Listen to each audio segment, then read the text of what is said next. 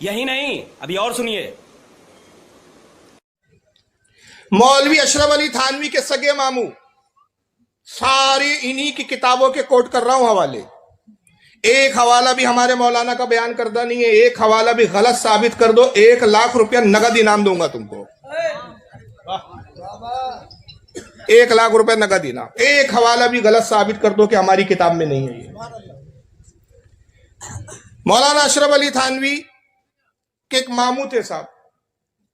अशरफ अली थानवी साहब कहते किताब का नाम अल इफादातुल यौम, या कहते वाइज बड़े अच्छे थे। वाइज यानी तकरीर बड़ी अच्छी करते थे, लेकिन मूडी थे, रिंदाना तबीयत थी। मूड में हुआ तो तकरीर की, मूड नहीं है तो फिर अच्छे खास से भी कह दो तो मनवा लो तो मानने के लिए तैयार नहीं, तकरीर नहीं करते थे। एक मरतबा कानपुर पहुंचे, थोड़े जले भुने बैठे हुए थे, गुस्से में थे किसी बात पर। लोग जमा हो गए, कहा हजरत आप आए हैं, बड़ी अच्छी बात है, कानपुर यूपी का इलाका है, आए हैं तो वास कहिए, तकरीर कर लीजिए। मूड नहीं था हजरत का, कहा नहीं, कहां तकरीर और कहां मैं। कहा नहीं हजरत तकरीर तो कीजिए, आप आए हैं तो तकरीर तो कीजिए।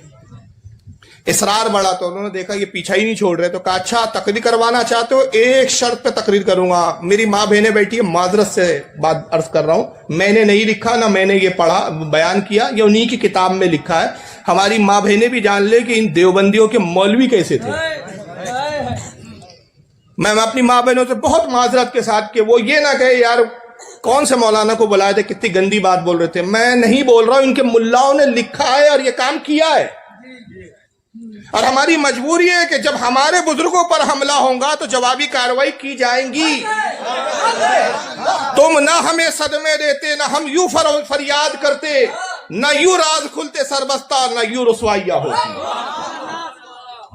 शुरुआत तुमने की है। हालात ऐसे चल रहे इंडिया में, सबको मालूम है क्या चल रहा है। ऐसे मौके पे क्या जरूरत थी तुमको आला हजरत को छेड़ने की? तुम्हारे बाप दादा ना छेड़ सके, तुम आए हो छेड़ने। और वो भी आला हजरत थे। तुम्हारे यहां हजरत तो ढंग के नहीं है, चले आला हजरत से मुकाबला कर रहे। तुम्हारे यहां तो हजरत ढंग के नहीं है भाई। तो बहरहाल थानवी साहब कहते मामू जान का मूड नहीं था, लोग इसरार करने लगे हजरत वास कहिए, तकरीर कीजिए। तो मामू जान ने कहा कि एक शर्त पर तकरीर करूंगा। पीछा छुड़ाने के लिए देखो तरतीब क्या बयान कर रहे हैं। कहते शर्त यह है कि मस्जिद में तकरीर होंगी, मैं बाजार से घूम कर होता हुआ आऊंगा और इस तरह आऊंगा, इस अंदाज में आऊंगा कि पीछा मजमा हो। भाई मैं अभी आया, पीछे मजमा क्या कर रहा था बताइए, बोलिए किसका नारा लग रहा था? नहीं भाई, पहला नारा था नारे तकबीर अल्लाह अकबर। चल रहा है, खैर मैं आलिम नहीं कहता, आप मुझे आलिम को मान करते हैं। अहले सुन्नत का एक खादिम चल रहा है, दीन का एक मुबल्लिग चल रहा है, आप अल्लाह की बुलंदी बयान कर रहे हैं, नारे तकबीर अल्लाह अकबर। अल्लाह बहुत बुलंद है, क्यों भाई आप आलिम के आने पर नारे तकबीर अल्लाह अकबर कह रहे हैं? अल्लाह की तारीफ क्यों बयान कर रहे? मतलब यह है कि अल्लाह का करम है, अल्लाह बड़ा है जिसने हमें ऐसा दीन अता किया और ऐसे दीन में ऐसे उलमा रखे।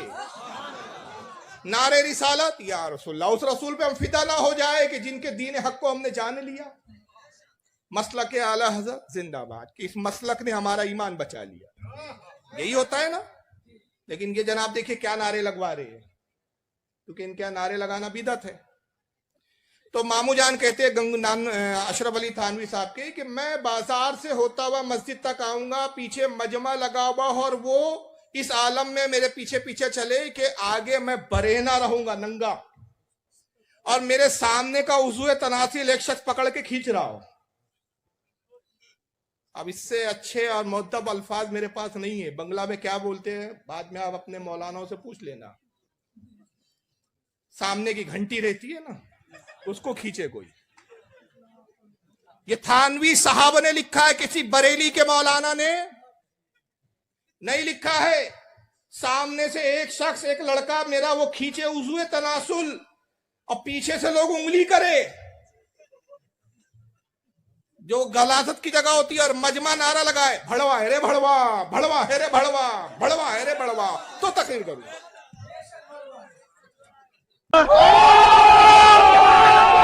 कौन है ये लोग? कहां से आते हैं ये?